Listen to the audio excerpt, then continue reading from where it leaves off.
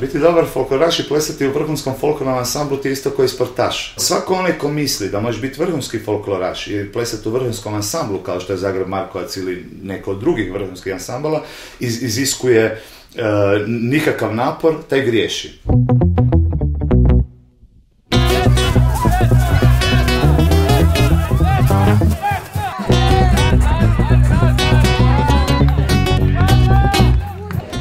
Prvi susret sa folklorom, onak.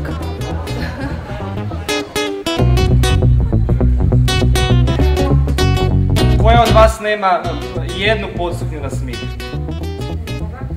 Jednu podsuknju na ovu špagu, kako da nazovem, veliku bunjevačku podsuknju.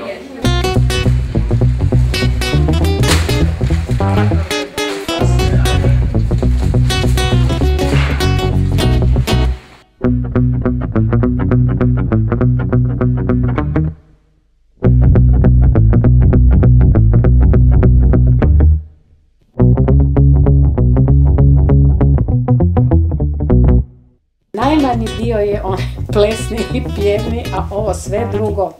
Od kad su ušli unutra, oni su zapravo, njihova namjera je bila istjerati Markovac van.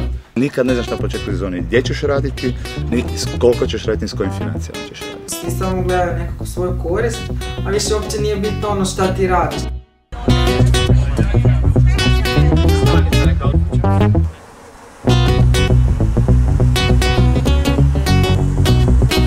Sa pokojnim tajnikom Barišićem mi smo smislili autobus. Nema mjesta gdje nas nije bilo.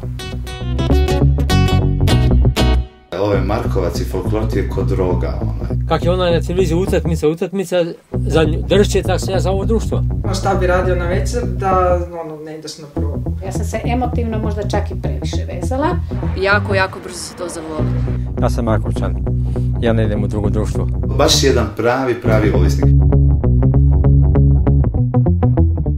Kalci sam dosta. To je za glasnice dobro. Gdje je rakija? Koja rakija? Ko pije rakiju još? Prije nastupa ne pijemo. Nikada.